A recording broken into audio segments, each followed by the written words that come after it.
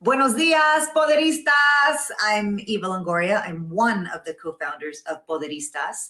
And I'd like to welcome you with un abrazo muy fuerte to the first ever Latina Mental Health Summit. Thank you for joining us. Now, I don't know about you, but I know I could really use a Latina Health Summit right about now. You know, what a year and a half that it's been. I mean, it took so much out of us. We even changed our name. But I think it's much more fitting. Poderistas, because that's what we are. We're a bunch of mujeres poderistas. You know, we have pride and passion and power. And, that's what we're about. And we're very excited. Today, we're talking about a subject that is often cast aside in our culture or sometimes considered taboo, and that's mental health. And with so many extraordinary events going on in our country and really going on around the world lately, it just seemed like the right time to kick off the first ever Latina Mental Health Summit. I think it's a way to ignite great conversation, because the truth is the only way we can make the most of our power and harness our collective community power is to have a body and mind that is healthy, that is resilient, and that is able to ride life's waves. And if that means admitting we might need a little help once in a while, that's okay. So we're hoping today's event brings us one step closer to bursting through the resistance within our own culture to seeking help for our mental health. And we hope it brings you a few tips too, a few tips and ideas that you can put into practice into your everyday life. Our goal today is to inform you, to inspire you, and to empower you to take charge of your salud, most especially your mental health, because how our mind and spirit feel is just as important as everything else that we have going on in our lives. Being of sound mind is necesario to be active, to be engaged, and to do the work we need to do, whether it's taking care of ourselves or taking care of our familias or taking care of our communities, or maybe you're doing all three. We invite you to join the conversation today and to keep it going long after we wrap up, just like the true poderistas that we are. Welcome.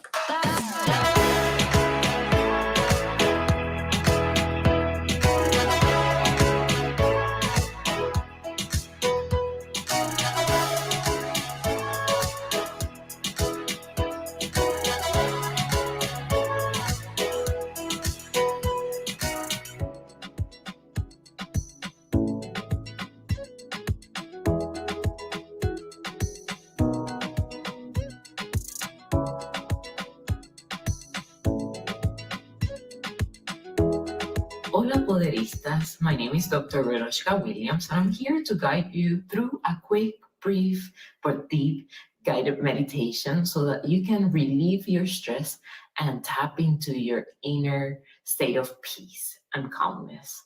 So just start with me breathing consciously, inhaling and exhaling. You can just bring about any preoccupation, any thought that worries you, and just let it go. And now try to elongate your exhale like this.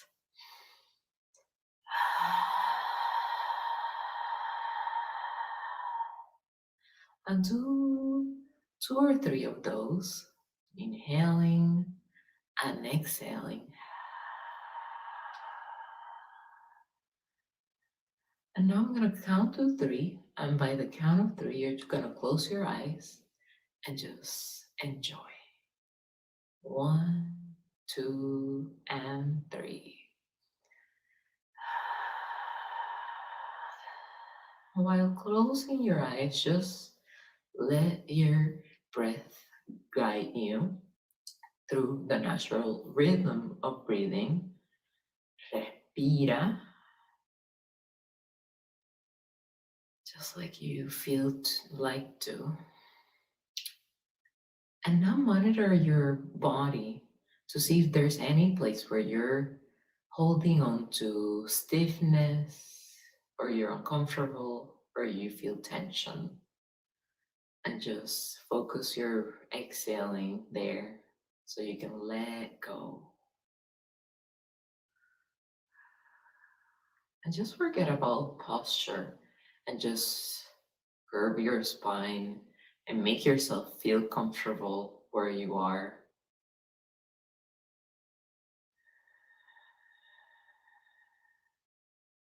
And right now, I'm going to invite you to bring into your inner mind the image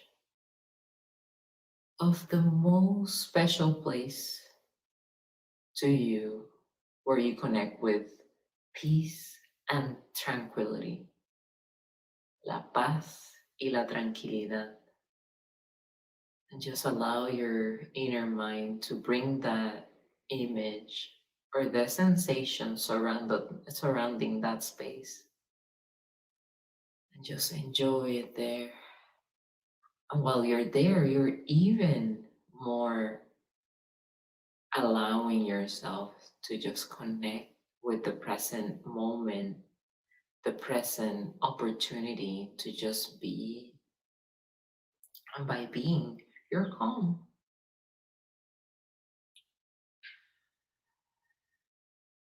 And right there, you can also feel and imagine a tiny beam of light coming through your heart center, and you can tap it or put your hands right in there. And from that place, that peaceful place that's only yours, all of the light and the beams of color start coming from there to you, to this beam of light in your heart center. With that, you're recovering all the resources, all that you need to be in the very most joyful, peaceful place within you. And just be there, receiving, opening your heart to receive all that you need to be just at peace. All of you is connected to the inner source of peace.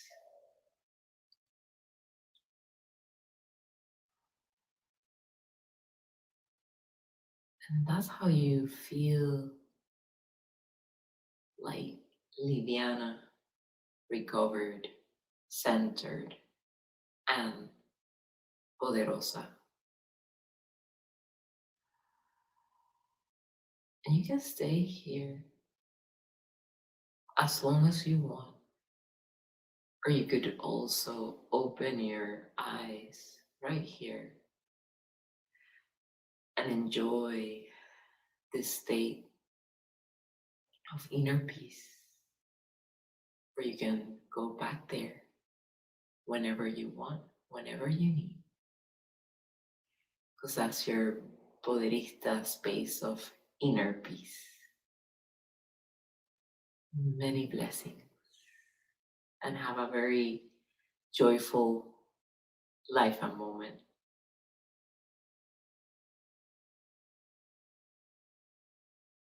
Hola, Poderistas. I'm Alicia Menendez from MSNBC and the Latina to Latina podcast, and I am very happy to be your host for today's summit. It does not need to be said that the pandemic has had a disproportionate impact on our communities, whether that is how we take care of our kids, whether that is the health crisis that we have faced, the economic crisis that we have faced, the way it has reshaped us as people. And of course, it has all happened in tandem with a racial reckoning, a humanitarian crisis at our border, and a tumultuous election. So there has been a lot to process.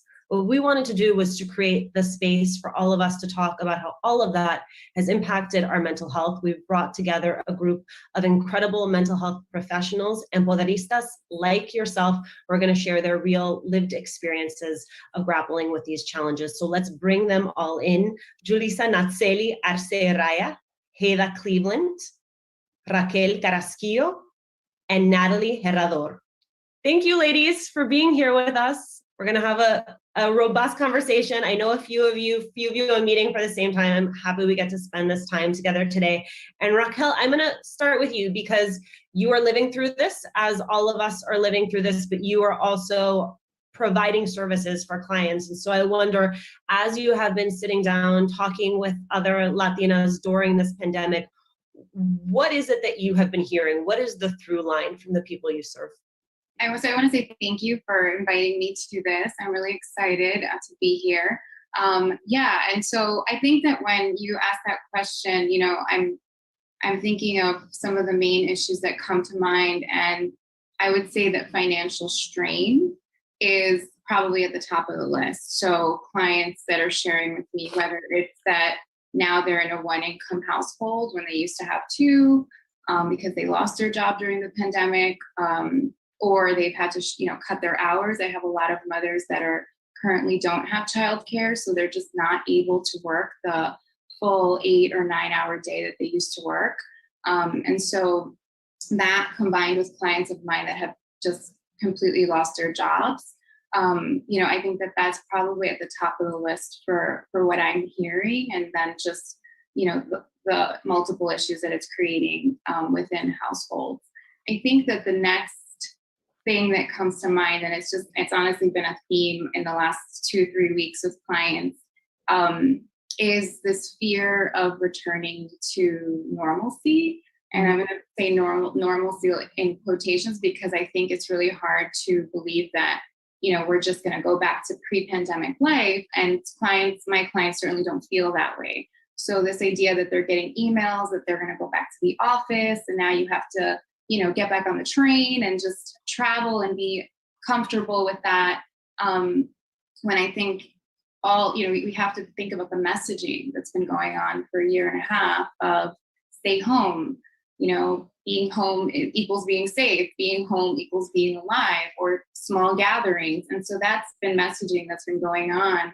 And so the idea that now just, we're supposed to go out and go back to work and be around a bunch of people, and we don't know who's vaccinated and who's not. And so that is I find a source of anxiety for a lot of my clients.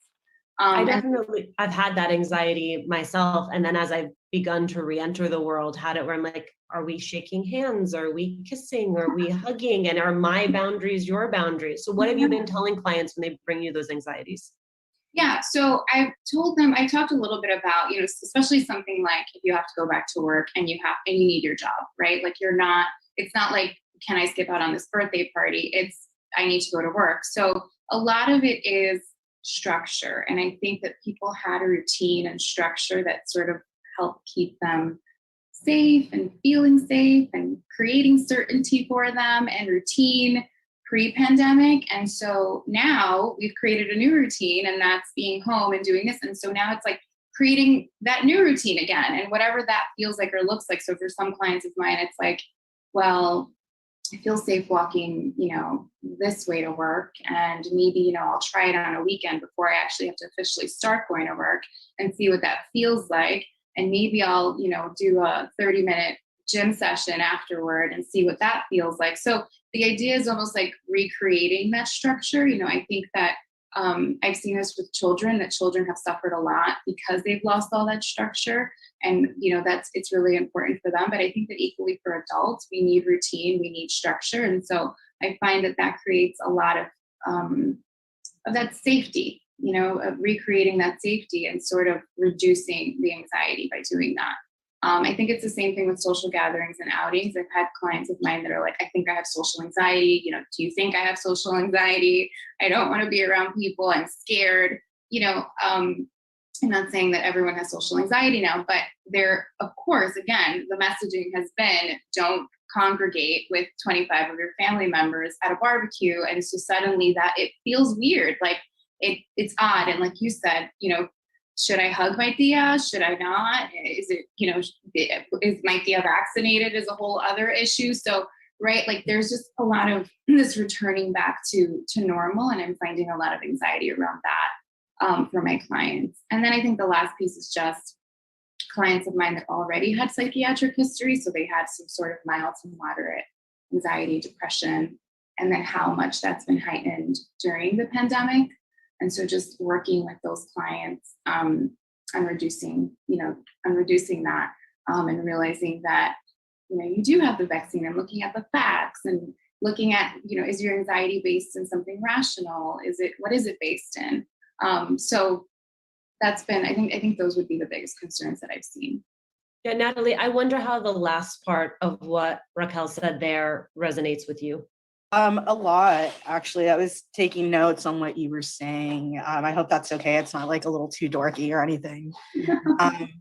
But yeah, I mean, for me, I think it was a little bit different because I was diagnosed probably about 10 years ago.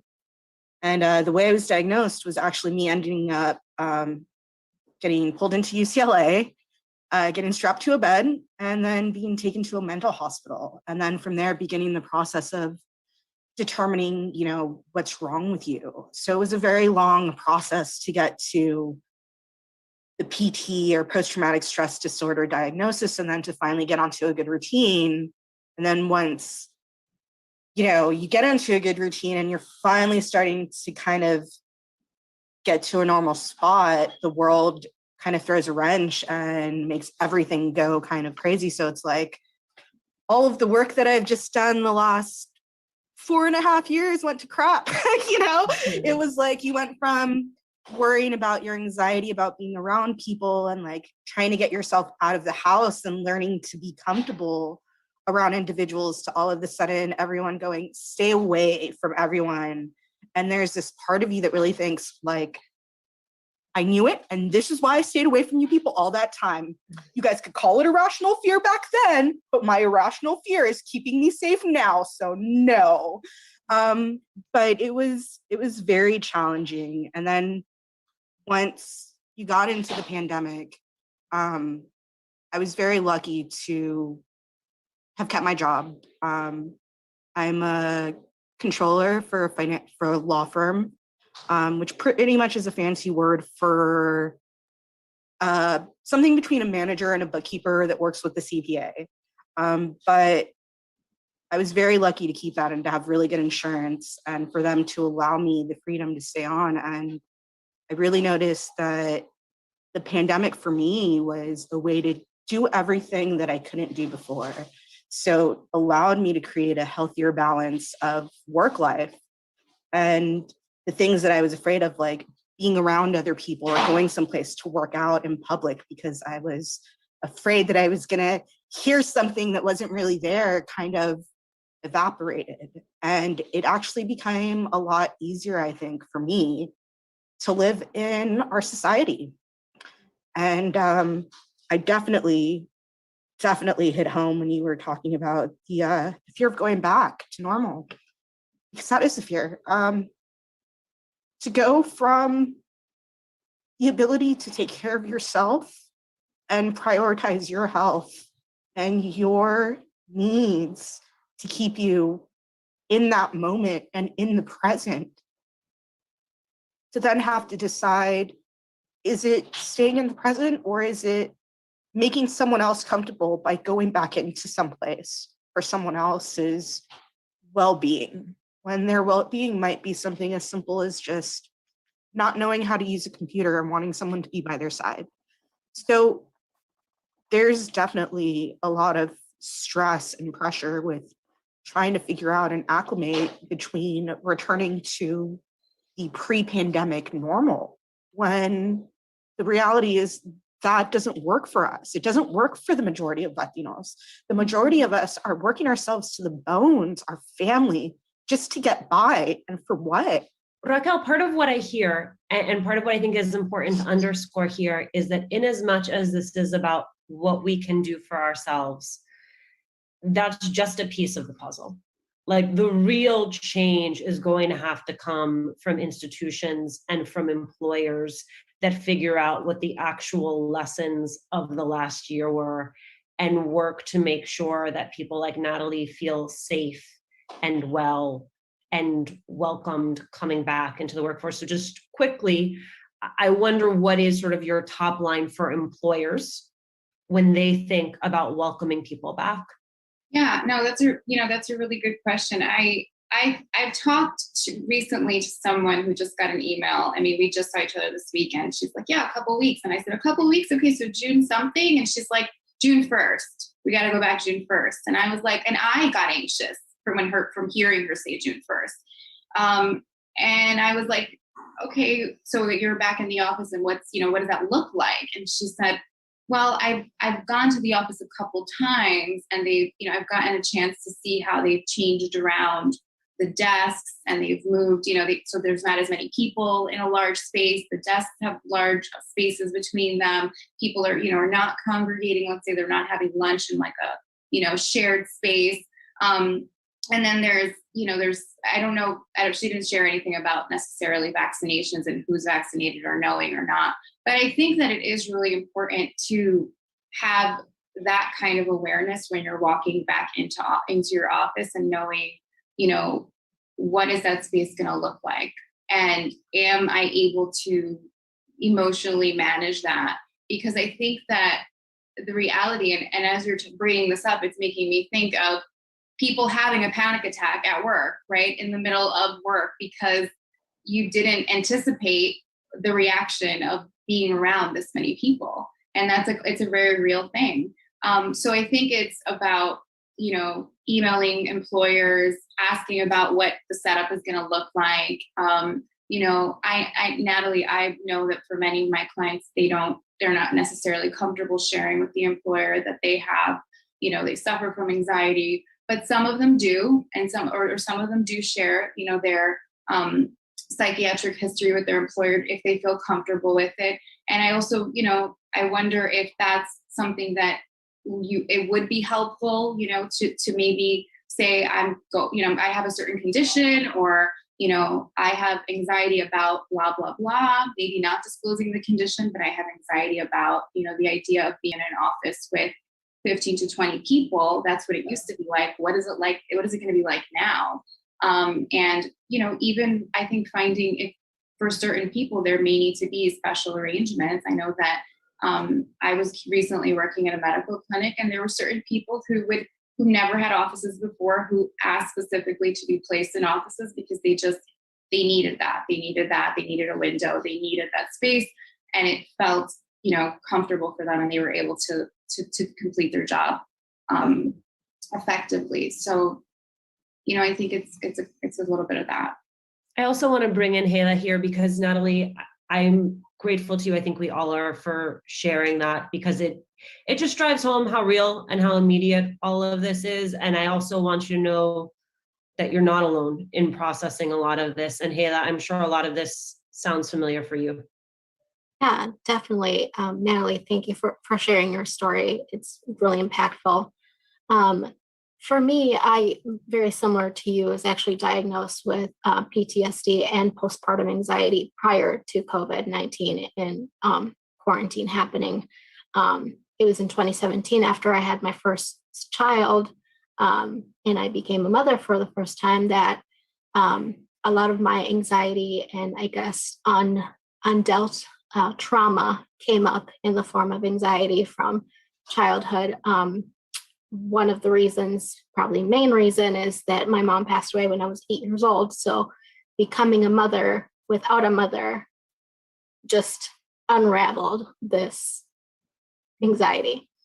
And so I was having full panic attacks, which I had never experienced before, because of, very similar to what you said, we as Latinos and Latinas, we work hard. We work really, really hard. And so I never realized that I had this anxiety because I was at a job where I was working 75 hours a week. I did not allow myself to process as an adult what I had lived as a child until I was forced to take a stop because I became a mom, right? And so as quarantine happened and COVID-19 showed up, I was actually in March, when everything stopped, I was 8.5 months pregnant with my second child.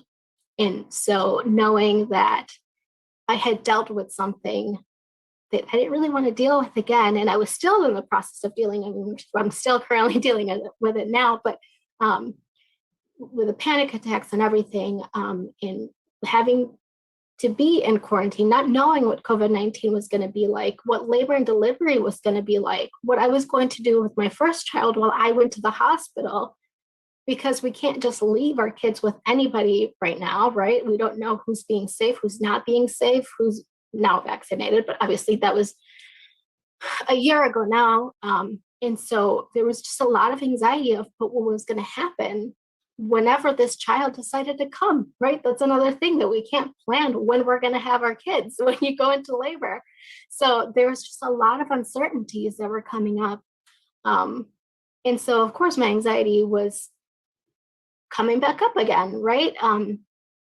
And my daughter showed up in May 1st of 2020, really early on into the pandemic. Luckily, my partner was able to be in the room with me.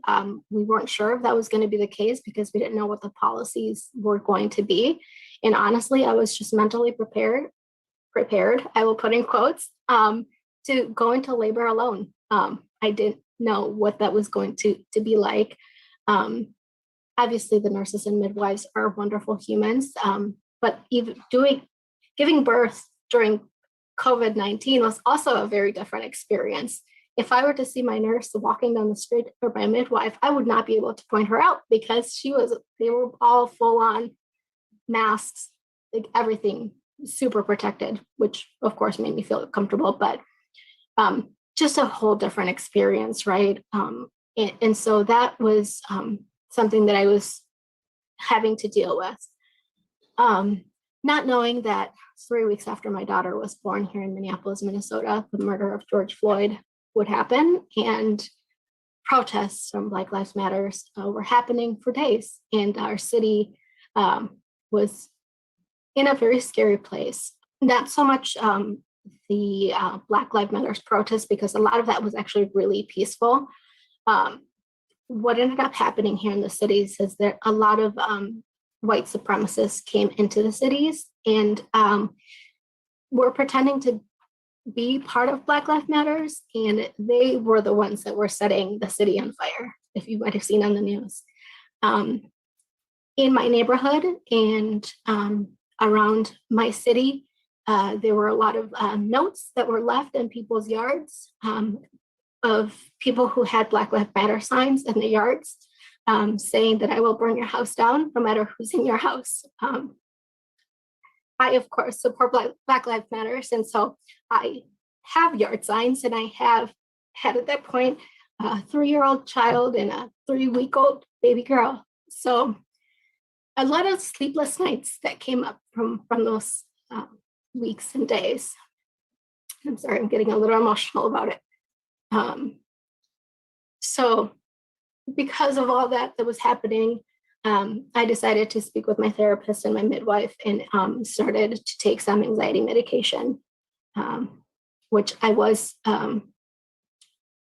prescribed during my first postpartum situation with my oldest child. But there was something about it that for me, it didn't seem like I should go that route, right? It could be taboo. It could be that we just don't speak about mental health. It could be just like, you're now being medicated, right? Like having that label just was something that I was struggling with so much. And I finally in 2020 decided I have to do it. Like this is the only way that I can be my best self so that I can be there for my 2 kids going through this. So yeah, that's a little bit of kind of what last year brought as far as my mental health, living in Minneapolis, Minnesota during such tumultuous times.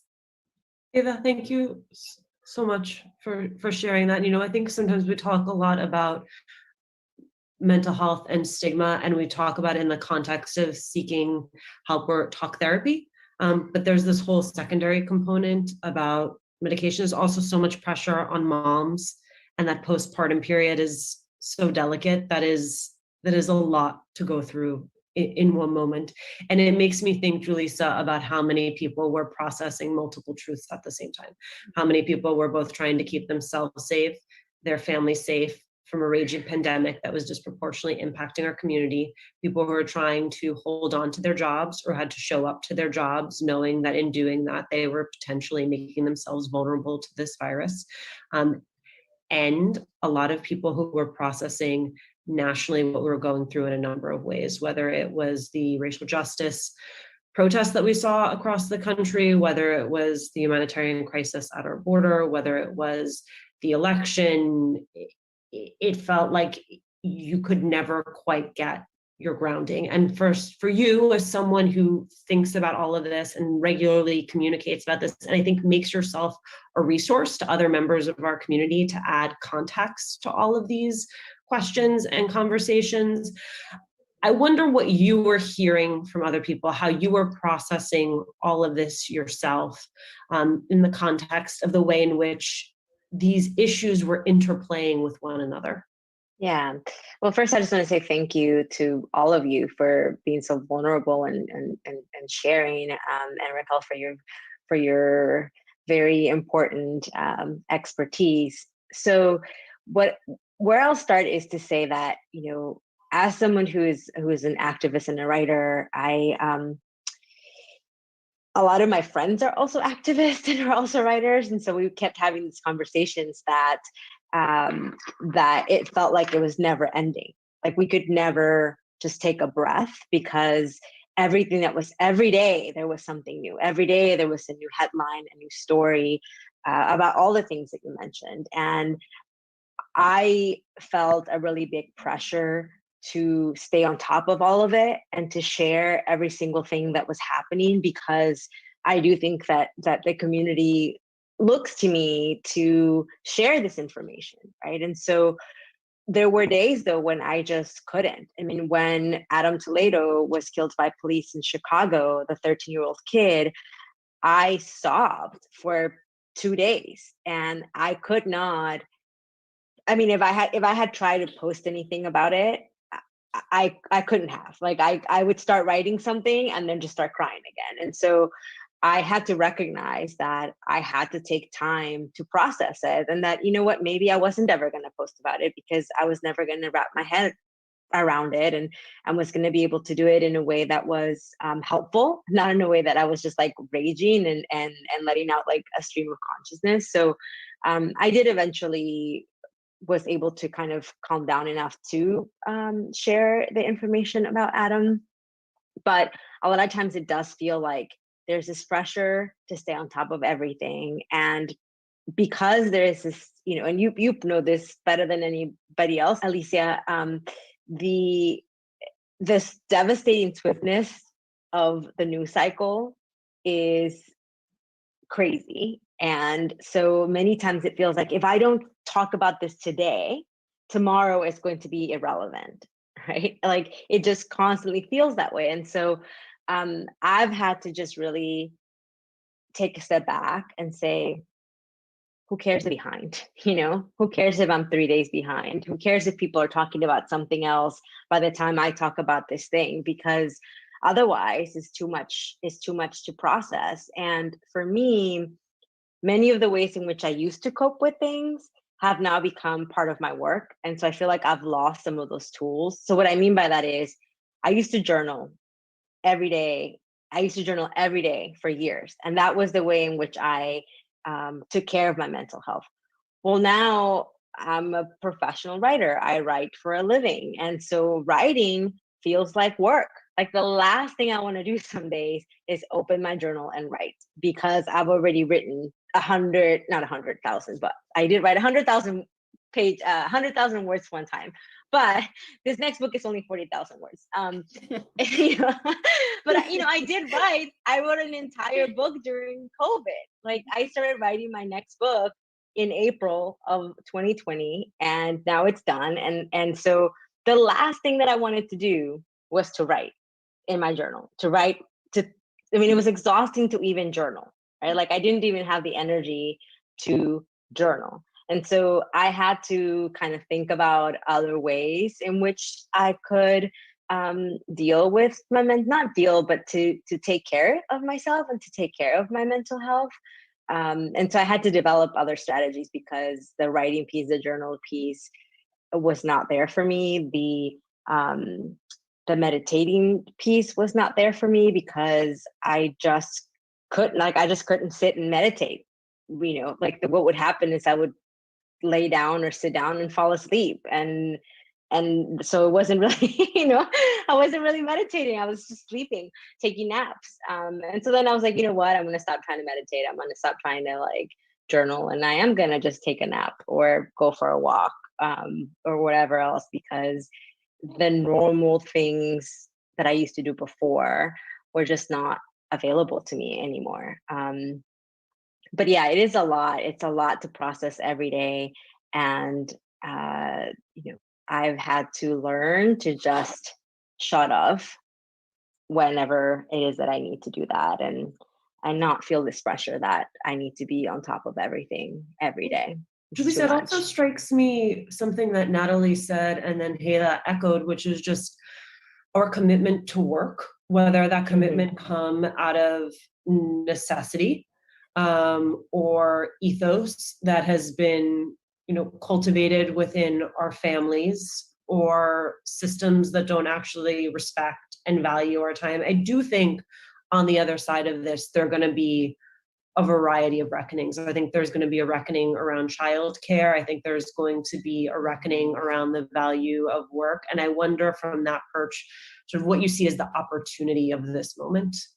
Yeah, I do think that you're absolutely right, that there is this pandemic has uncovered a lot of things for a lot of people. And it also, I think, hopefully has helped people empathize with things that they've never had to empathize with before. So just one very quick example, I lost my dad when I was still undocumented, and I couldn't go be with him, and I couldn't hold his hand as he took his last breath. And that's something that has impacted me a lot. And I think when people started saying, when COVID first started and they couldn't attend their family's funerals, and they couldn't be in the hospital with their loved ones as they were sick and dying. I think that people have had to face things that they've never had to face before, that other communities of people have had to face always. Right. And so I hope that people, one, will be able to empathize with what it means to be separated from your family at the times when you most want to be with your family. I hope that people and employers start to see how critical it is to have childcare and to provide childcare, right? Because I'm not a mom, but I can imagine all of a sudden, every mom, regardless of who you are and where you work, now you have your kid with you and you can't take them anywhere, right? And that went across the board. And so I hope that people can empathize that we do need to advocate for things like maternity paid leave and for childcare. And I hope that people will join these fights that maybe they never thought about joining, or things that they didn't think were a problem just because it wasn't a problem for them. And now it has become a problem for all of us. And so I hope that means that we will have more support as we take on these fights. I love that. I have to ask you, Hela, so I have to say, as a mom, when people ask me what I'm doing for my self-care, I want to go in a corner and scream. I'm like, I washed my face today and I'm going to consider that my win for self-care. But I do wonder how you, especially, you're basically still postpartum, how you're managing all of this. Yeah. Well, like you said, there really isn't a whole lot of time. And as Julissa mentioned, kids are with us 24/7. So there's just not a whole lot of time or space, but I do meditate. I have been meditating prior to COVID-19 and quarantine. So that's something that I have continued to do. And that helps. And even if it's just 2 minutes at bedtime when I know the kids are sleeping, and I'm about to lay down, hoping that they don't wake back up. That's it. That's going to be it. So that's been helpful. Breathing exercises. I live by breathing exercises as I'm working throughout my days. I try to take the time to just breathe, remind myself to breathe and drink water, those just basic necessities. Because like you said, as a mom, you don't have the luxury of being oh, I'm going to take a spa day.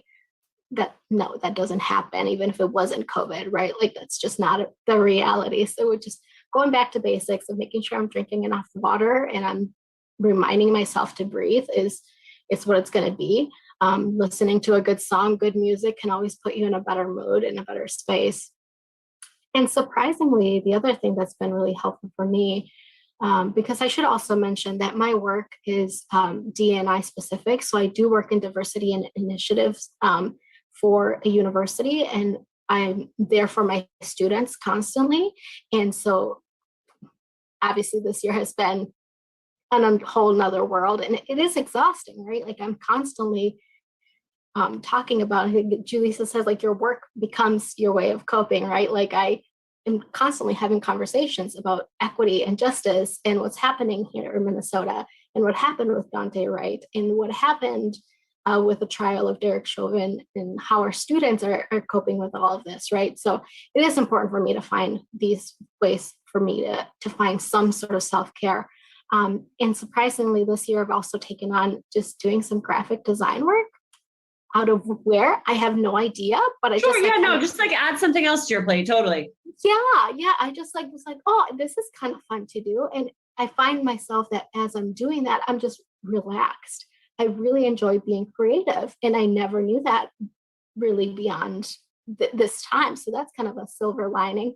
And so I did start my own Instagram account called We Were All Summoned in response to George Floyd's murder and when he was calling out for his mother in his last breaths, in combining my passion for parenting, mental health, and supporting young people of color, so that I provide resources and share other information so that we can be there for our students and or children. I'm just trying to think of like what George Floyd was as a child, right? And what his mother would want him to have, the books he would want to read, the events that we want him to attend. So, those two creative outlets have really helped me to deal with my anxiety. Add one more thing to your plate, right? Why not? Well, you just added one more follower, so thank you. I'm going to do that as soon as we get off. I'm going to give you the last word, Raquel, because there is a conversation that I think is happening in a lot of our families, and that is a tia, a mom, a dad who is nervous about getting vaccinated. And I just wonder how you are guiding people through that conversation. Yeah, no, it's definitely happening. I can think of a couple clients whose parents are concerned about getting vaccine. And I think, of course I'm on the outside and I'm hearing this, but I understand the, frustration, the fear, the concern as a child of a, older person with chronic conditions, thinking my mom doesn't want to get this vaccine and what can happen to her. So oftentimes there's a lot of conflict, around the conversation. And I've had a lot of conversations with my clients who happen to be Latina, and we'll talk about, what it is that their parent believes. And typically, it's, there's some conspiracy around the vaccine and what's in the vaccine and why was it made so quickly and what's going to happen to me. And so, I often talk about using like non-shaming techniques, right? Because I think that when we are frustrated, it's very easy for us to be like jumping into shaming. And I know recently I read an article about how that's not effective. It's not helpful. No one is going to get the vaccine because you told them, a little bit about themselves and why, what it means for them not to get it, or why they're, not an important member of society or something. So oftentimes it's sharing that with my clients, but also it's talking about who is the messenger, right? So oftentimes our parents, I know my mom does this, doesn't really listen to me. They're not listening to us, but who will they listen to? Someone that they trust. So a trusted messenger is really important.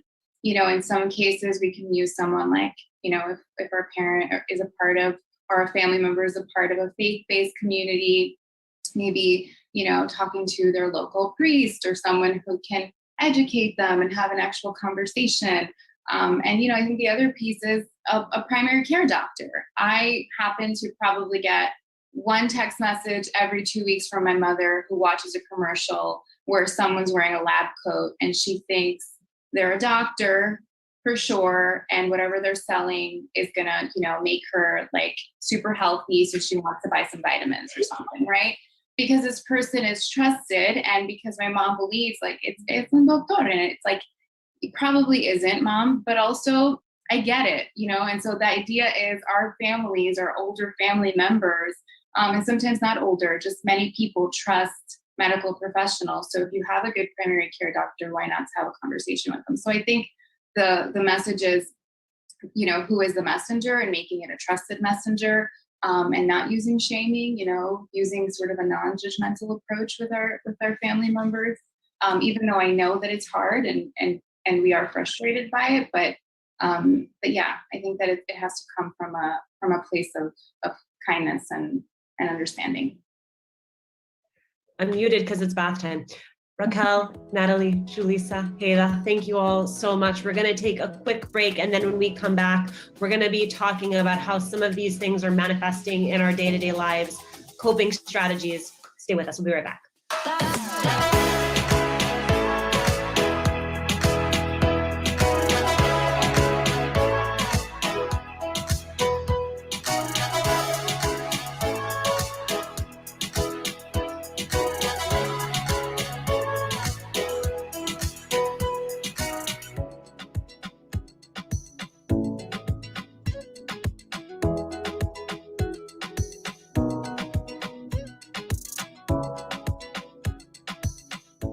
Hi, my name is Desi Bartlett. I'm really, really happy to partner with Poderistas and this mindful movement break. May is Mental Health Awareness Month, and my brand is all about the connection of the body and the mind. The body and the mind are not separate, and where our thoughts go, our energy flows. So we're going to flow together for the next few minutes. We're going to feel our bodies, our breath, and our feelings. So let me ask you to stand with your feet about hips width apart and press your feet into the earth. Feel the support of Mother Earth rising up to hold you. Last year was really, really intense, and this is our time. This is our time to step in to this new chapter. Please bring one hand onto your heart, y la otra también, and we simply close our eyes and slow the breath down. I'm in Hawaii, and you can probably hear a little bit of the ocean breeze behind me. And I'd like to invite you to allow the sound of the wind to be a gentle reminder to simply breathe a little bit deeper. It doesn't have to be anything forced or artificial, just the opposite. We want it to be really natural and easy. And now see if you can stretch the length of the breath cycle just by a second or two. So what I mean is inhale, stretch the inhalation by a second or two, and do the same with the exhale. Continue to breathe in this way. And as you find that full, steady breath that was kind of hard to find last year, check in with your body mind. How are you feeling? What do you need? What are you creating space for? And as you stretch the breath, you're creating space for whatever it is that your heart desires right here and right now. Good. Then let's bring the hands together in Namaste, bowing the head. Set a clear intention for your movement. Whatever we do with a clear intention, we do with greater care. Take care of yourself. Inhale, arms to the sky. Exhale, draw a line from the sky to the heart. Dos veces más, por favor. Inhale, reaching up. Exhale, manos al corazón. Una vez más, subiendo los brazos hacia arriba, hacia el cielo, and slowly bring the hands to the heart. Inhale, reach those arms wide open. Exhale, hands to namaste. 2 more times, please. Now, as you inhale, create more space in your heart center for whatever it is you are calling in. What are you magnetizing? Exhale, hands to the heart space. And just one more. Inhale, open wide. And now this time, as you exhale, wrap your arms around your body and give yourself a little bit of a hug, especially after the intensity of 2020. It's good. It's good to take care of ourselves. Latinas especially take care of so many. Please take care of yourself. Interlace the fingers, spin the palms to the sky. Inhale here, exhale, lean up and over to one side. Feel your strong legs beneath you, your feet pressing into the earth. Inhale, center. Exhale all the way over to the second side. Let it feel really, really good as you stretch your body. Inhale, center, little back bend. And now exhale, bring your hands onto your thighs. Okay? So with your hands on your thighs, I'll turn to the side slightly so you can see what I'm doing. You're going to inhale and look up. Lift your tailbone as you do so. So you lift your gaze, you lift your tail, maybe lift the corners of your mouth. Exhale and round. Tuck your tailbone under and bring your chin towards your chest. Inhale, gazing up to the sky. Exhale and round. And just one more time, please. Inhale, gaze up to the sky. Exhale and round. And now find a neutral space. So what I mean by that is you're not tipping back or forward. And simply lift your arms all the way up. This is called chair pose. And there's a lot of intensity in the lower body. I'd love for you to feel your legs, feel your core activate, and soften your beautiful face. You've got one more big breath.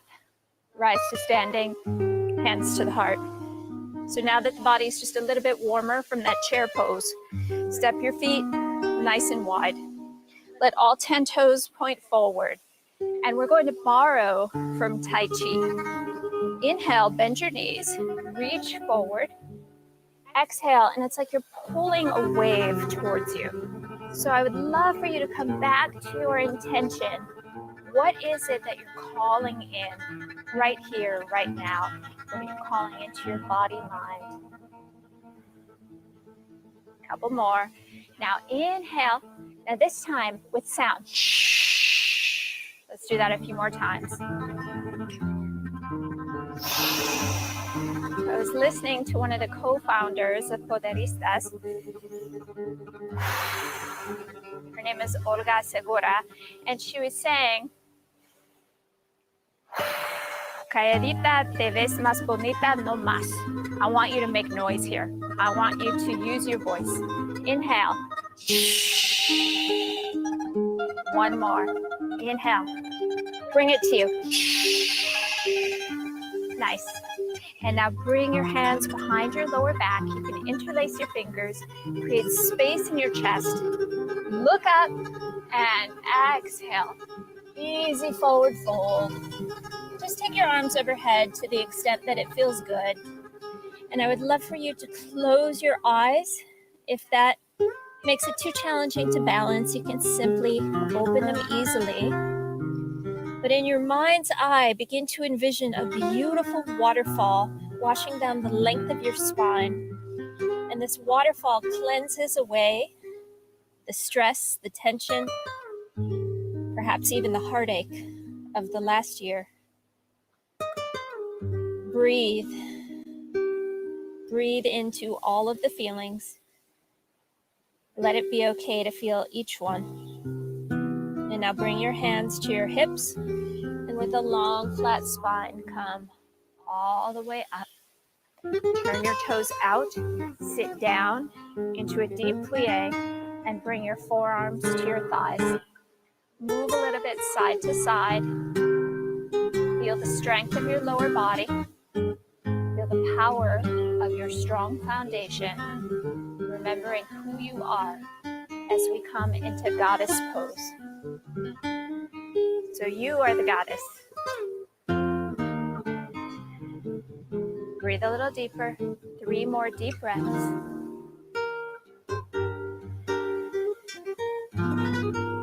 more.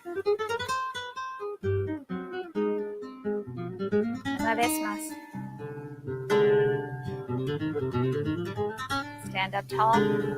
Bring the hands to the heart. Step your feet together. And one last time, place one palm onto your chest and the other hand right on top. So this is very much quality over quantity. And it only takes a few minutes to move energy and to feel good in your body-mind. Namaste.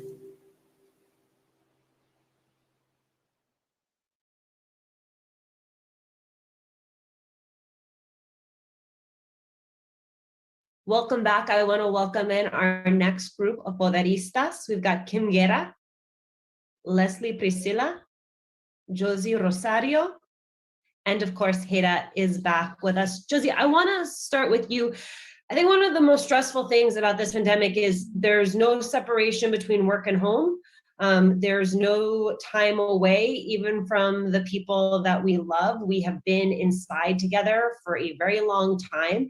And for Latinos, I think part of what makes that unique is that so many of us live in these multi-generational, intergenerational family setups. I wonder, when you have talked to your Latinx clients, if you have heard, ways in which they are processing being with their family 24/7. Yeah, I mean, it's a common concern, right? Like, what does it mean to, be with my mom, with my abuela, with my family members so close, right? And, being Latinx, like, we're already pretty close. And so, this really adds an additional layer to the word intimacy and closeness.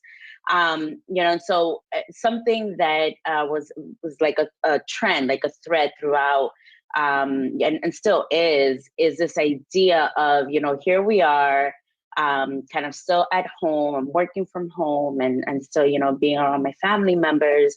And, a lot of folks, obviously, they're seeing me, so they're in therapy, they're starting to build their awareness around their relationships with their family. I'm a family and couples therapist, so we do a lot of relational work.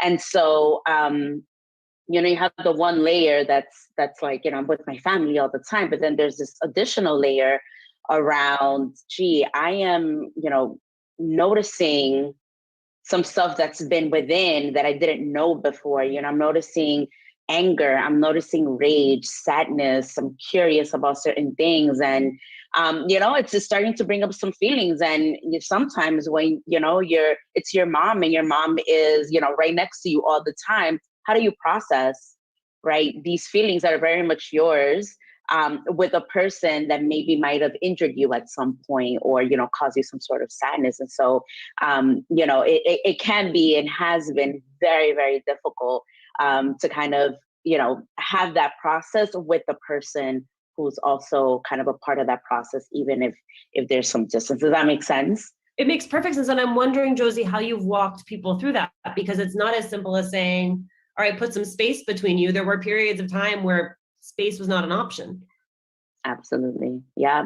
And so, it's really important, right, to pace yourselves, right? Because to your point, you can't just say, well, I'm just going to go to my house, I'm going to go to my apartment. I don't have to think about, talk to mommy for, the next week or whatever. And so I think that everything begins with awareness, right? And having a place to put that awareness.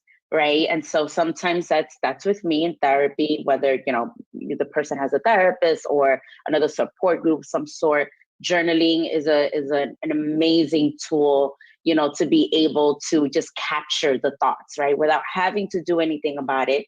A lot of times, we have this thought and it brings up feelings, and we feel, depending on kind of what our toolkit looks like, we don't know what to do with it. Right. So let's just put this somewhere instead of, reacting or taking it out or projecting it to someone. Let's capture that somewhere. Now there's so many apps you don't need a journal. You can use your notes on your phone or any other app. And then it's about really thinking about and sitting with the feelings that come up, again, depending on your background, depending, again, your toolkit. You may need some support when it comes to dealing with those feelings, right? Because sometimes they may feel very overwhelming. It may not necessarily feel safe. And so in that regard, folks kind of have to discern a little bit, am I going to need some additional support, or is this something that I can, at some level kind of do on my own, and really be able to identify, what are these feelings? Where are they coming from?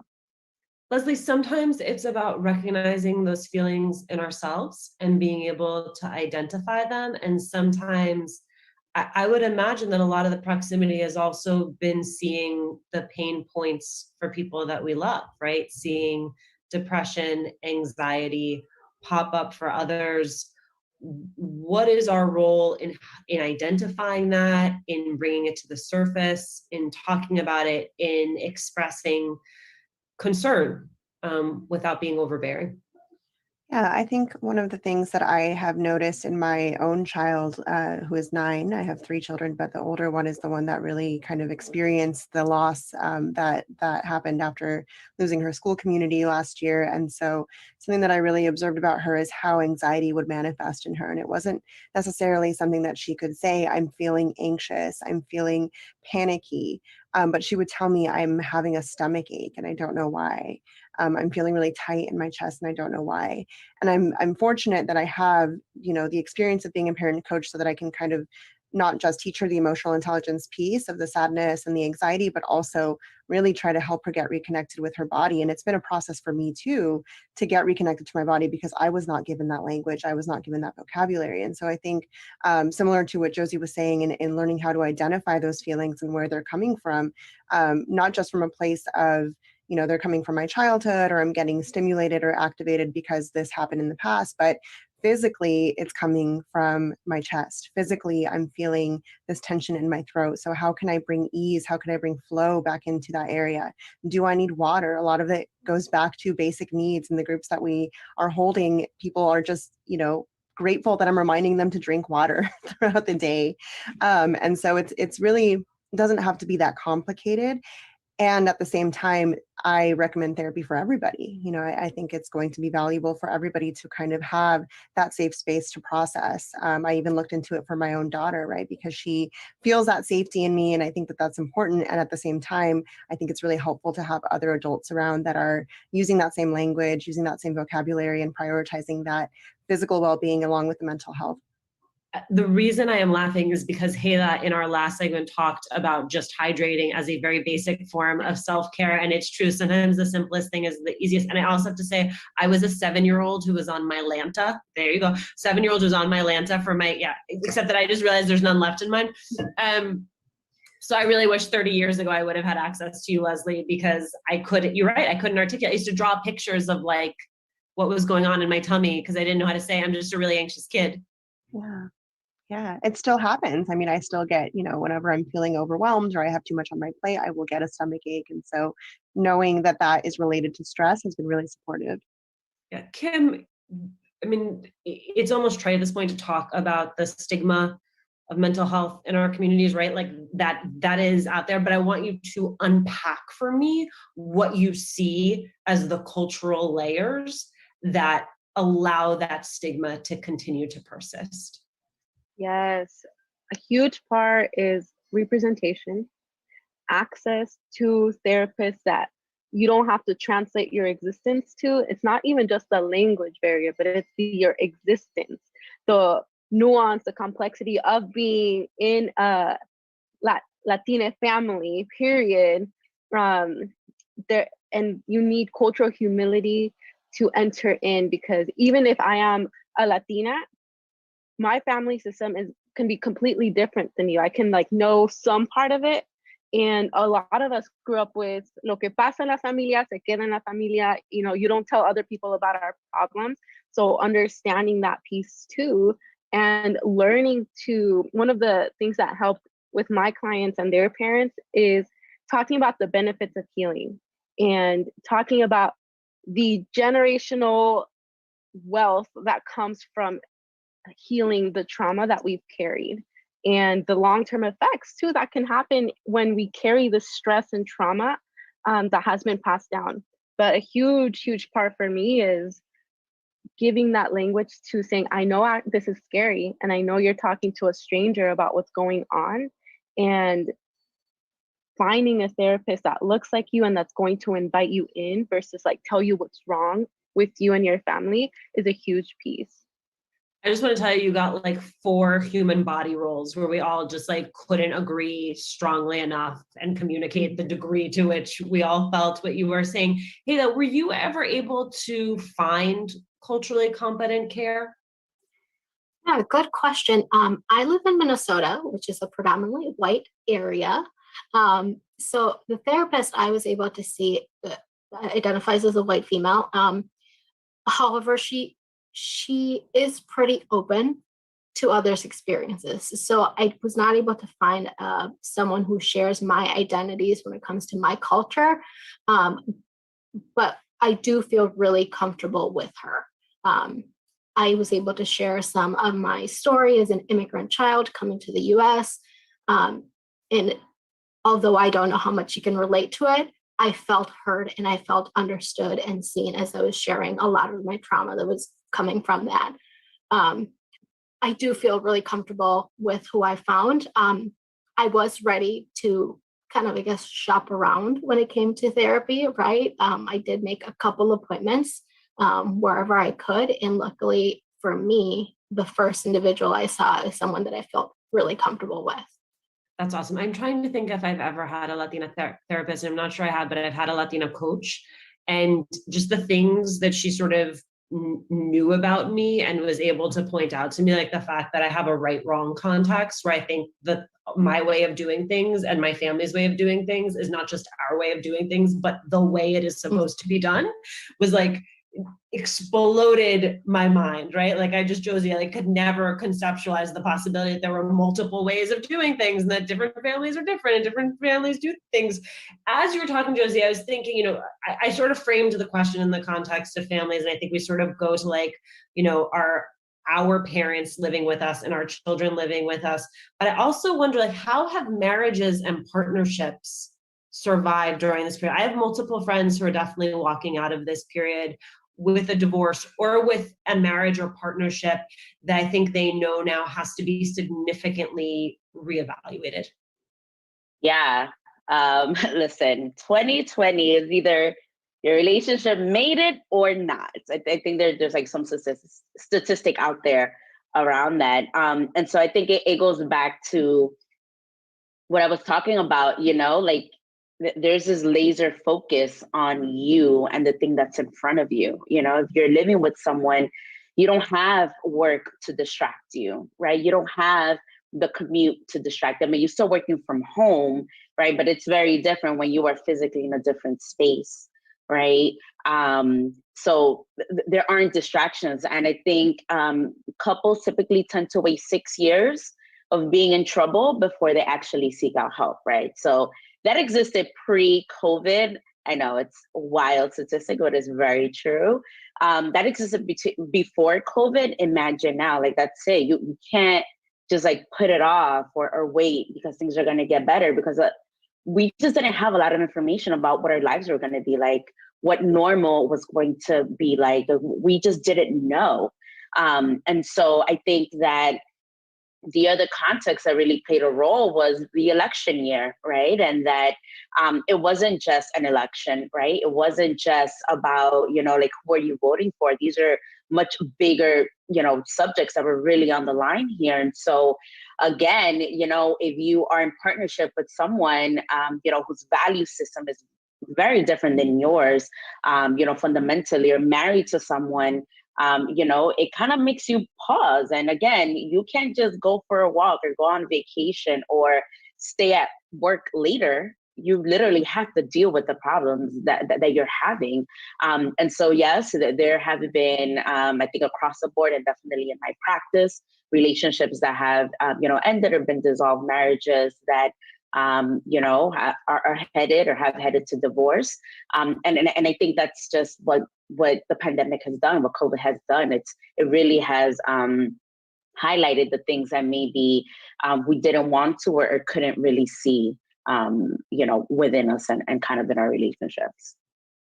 Wow, I want to see this sort of like 1 year out from here, where we all are on that. And, the other thing that I keep thinking about, Leslie, is what this is all going to mean for our kids. So I have a 4-year-old and a 2-year-old. In some ways, I feel extraordinarily lucky because we weren't doing that high level at home schooling. It's not like they had been to in-person school and then felt they were pulled out of it. So they were experiencing a different type of loss than some of what you described with your children. At the same time, the 4-year-olds will say things like, well, maybe we can do that when the virus is over. And I feel I don't have a handle yet on how much of this she is going to take with her. And I think we've thought a lot about the ways, and we just talked in our last panel about the ways in which adults are going to re-enter the workforce, the world. How should we as parents and caretakers think about children's re-entry, especially since a lot of them aren't vaccinated yet and are going to be up against a different physical reality? Yeah, I think it's a little bit of, it differentiates from family to family. I think a lot of families are really ready to send their kids back. And I think a lot of families really enjoyed that connection time with their children. And so I think that we are still very much in this transition. There's still a lot of the CDC just came out and said that, it's okay if you're vaccinated to not wear masks. And so there's a lot of information still coming. And so I think for us as parents and supporting our children, guiding them, being very honest about the fact that we are not sure, that we are still in transition. I think it's supportive to be vulnerable in that way, in a developmentally appropriate way, obviously, when we can share with our children. We don't have all of the answers yet. We're going to see what feels good to us as a family. We're going to stay true to our prioritization of health and wellness and well-being.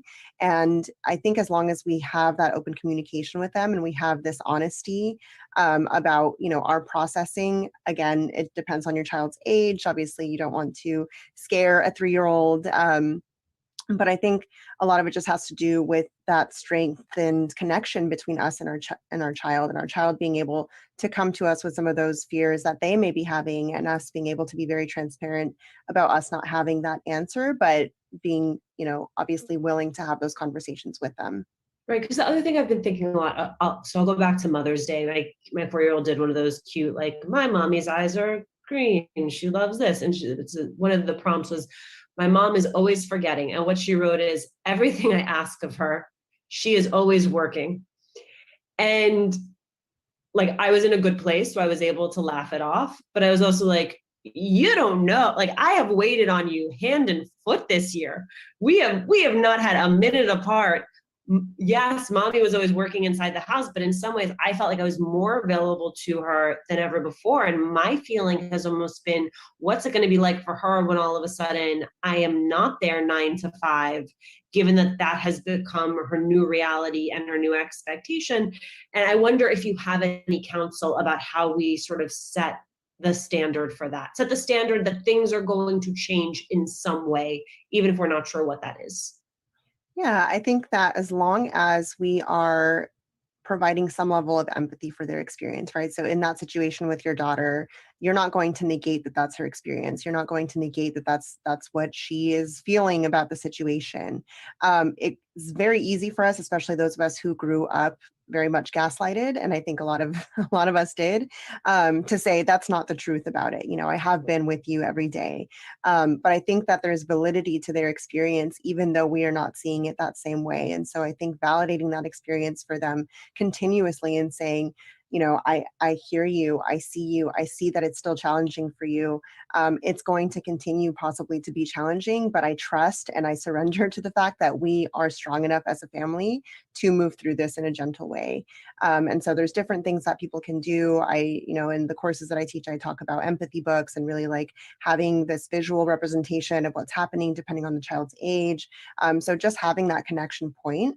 there's no one way of doing it. I think every parent-child relationship is different, but I think as long as we are validating, we are providing that empathy for the challenges that they are going to continue to experience, right? A lot of the uncertainty, again, is still happening. I think that that's going to benefit them in the long run. We're going to need to do an entire separate hour on reparenting because I'm down.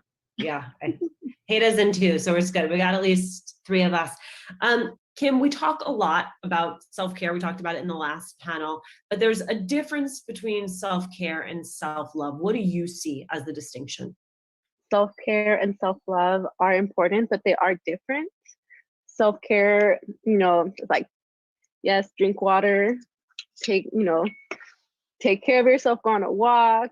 Sometimes it's like basic needs. Self-love is not just like that bathtub type of self-love, although I'm a lover of the bathtub and the baths and the bombs and the oils and stuff. Self-love is messy, and it is sometimes really ugly and uncomfortable. And during this year, I feel that a lot of us kind of were faced with that choice, is like, am I going to step into self-love or self-sabotage, or am I going to tend to my mental health, tend to my garden, or let all this stuff kind of take over? And I personally had moments of both, where I felt super overwhelmed, and other times where I had the energy and capacity to practice self-love, which for me meant like walking towards liberation and walking towards healing and walking towards all the things that are going to add to my healing and the generations healing that come after me and my community, and releasing and identifying the things that are wounded within me and the cycles that I no longer wish to participate in if they are unhealthy. And for me, self-love, especially during this year, meant like cutting out toxic places, people, things. And it started with myself. Like, I'm like, oh, girl, that was kind of toxic of you. During this year, a lot of us really had to sit with ourselves and feel all the feelings and make necessary choices. And I would say essential choices. I feel like that word is played out, but in this case for me, like, self-love is essential to carry me through. And I get to choose how I'm gonna ride out the rest of this year, rest of my life, whether it's gonna be choosing self-love and nourishing and tending to my garden and taking advantage of the world changing for me to, change what I need to do and to kind of wake up and activate even more how I'm going to act in a way that is loving to myself. And when I do that, that acts as a ripple forward and backward and all around. I love it. Who wouldn't want that ripple? Hada, earlier I asked you about how you practice self-care. I wonder how you practice self-love. Yeah, great question. I think for me, the difference between self-care and self-love and how I practice it is, the first thing was to let go of any judgment from myself and judgment from others, right? Like it was hard to do, right? Because society teaches us that we are only as valuable as how other people see us, right? But just not necessarily caring what I look like to others. And I don't mean that in a physical way, but I mean by my actions, by whatever I'm doing. It doesn't matter. I'm letting go of your judgment. And within that, I'm letting go of judging myself for that. So that was a huge step for me. And I think within that was just brought a lot of acceptance for who I am. Also letting go of the things I can't control, right? If this year's taught us anything, is that there's a lot of things that happen.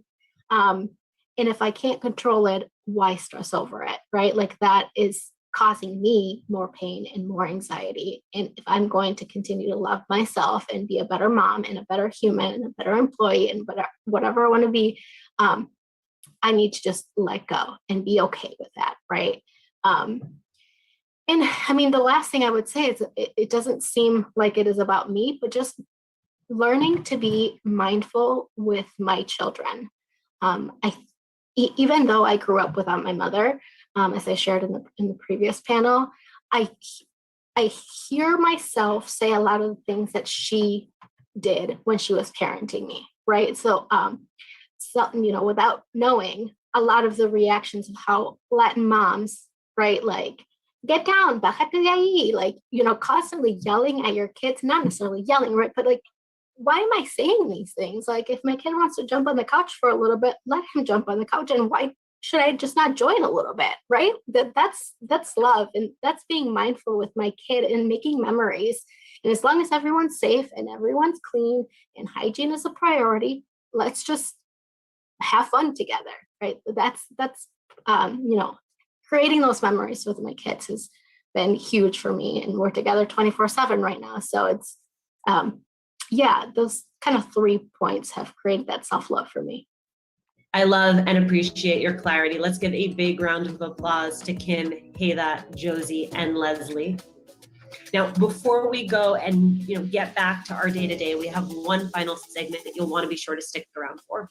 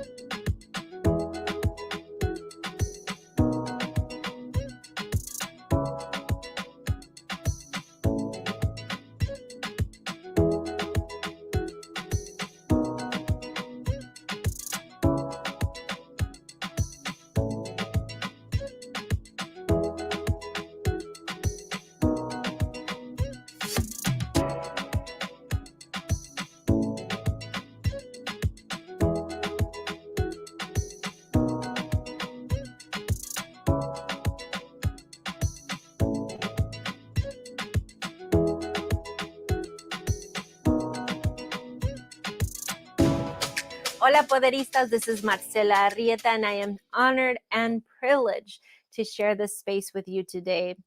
I love sharing knowledge with the hopes of helping you, of empowering you, elevate your frequency, elevate your vibration so that we can manifest that greatness that we are. So today we're going to set our intentions, ladies. And how are we going to do that? Super easy. We're going to clean our energy. I like to compare it to a foundation. If a foundation is not cleansed or well kept and fortified, it's very challenging to build on top of that. So for us, our energy is our foundation because we get to build on top of that. We get to create through our energy, through our manifestation, through our emotions, through our thoughts. We are creatresses. Ooh, sounds fancy with that. Well, for the past year and a half, a lot of us have suffered a lot of hardships.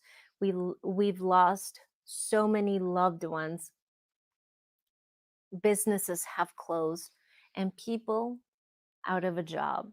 That messes with our emotions, and it has a severe impact on our mental health. It is important that we reset our energy, that we clean that energy so that we continue to move forward, forge ahead, and create the life that we need, ladies.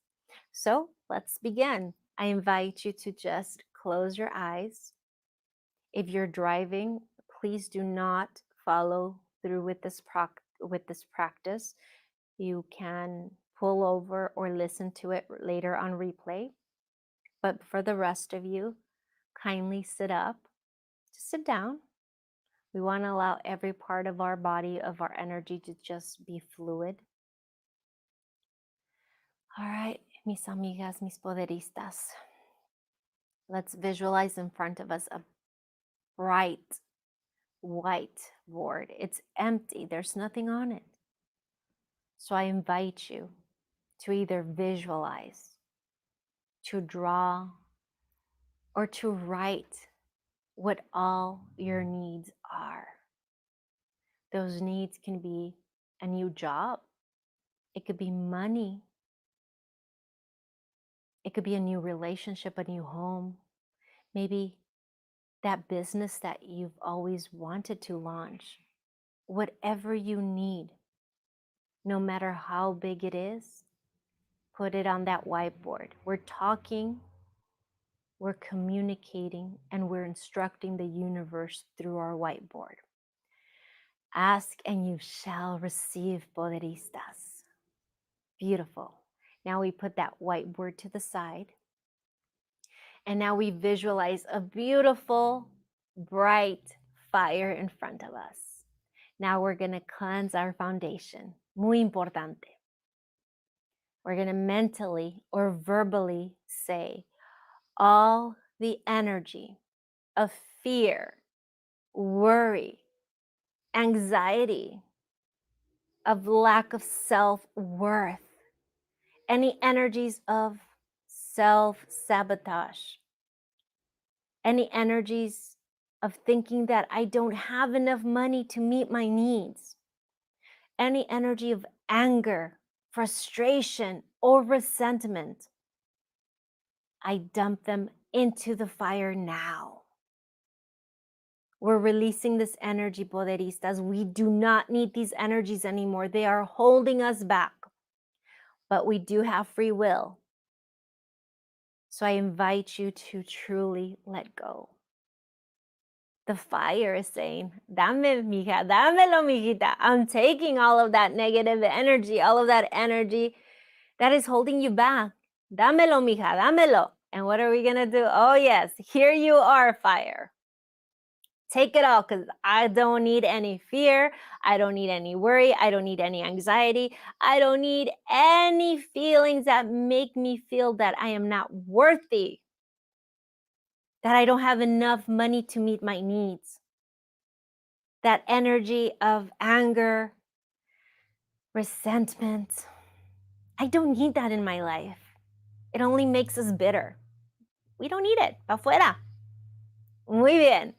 Many of you could feel certain sensations throughout your body. That's great. We're just letting that go. Muy bien. And now we thank the fire. Gracias, Lumbre. Gracias. Thank you so much for taking this. I've been wanting to release it, and honestly, I didn't know how. Or maybe I really wasn't serious about letting it go. But hey, you know, you asked for it, so I'm giving you all of this energy to take and to burn and to properly dispose of. Ay, qué rico. Thank you, fire. Okay, poderistas. Now, again, that whiteboard in front of you. It's bigger and it's brighter than before. And you know the drill, chicas. Let's visualize, let's draw, or let's write whatever our wishes are, whatever our needs are. And you're going to notice that it flows easier. That's because we cleaned and we fortified our foundation. There's nothing there right now that is holding us back. So we could create. We could tell the universe, gracias. We could tell God, remember, this is not religion. This is spiritual oneness. And you could talk to whomever you pray to God, to the universe, to Lord Jesus, to La Virgen de Guadalupe, to Allah, to Buddha. It doesn't matter. Gracias for meeting all of my needs. I am deeply grateful. Thank you. I completely, deeply, gratefully, and permanently absorb and assimilate all of these divine blessings. So be it. All right, my loves, abran sus ojos. ¿Cómo se sienten? Woohoo! Yeah, I bet lighter you feel with, there's more poder, there's more courage, there's more, ¿cómo lo dicen en español? Con más coraje, but not like the negative coraje, but the coraje like, yeah, I'm going to get this done. That's right, poderistas. You are going to get this done. Thank you so much for allowing me to spend this sacred time with each and every one of you. And keep doing what you do best, which is shining bright, poderistas. I love you very, very much. Godspeed and blessings to each and every one of you, poderistas. Thank you all so much for spending some time with us today at our first Poderistas Latina Mental Health Summit. A heartfelt thank you to all of our experts and Poderistas who shared their personal journeys with us. We appreciate them. We appreciate you. Be on the lookout for more events from Poderista coming to you soon.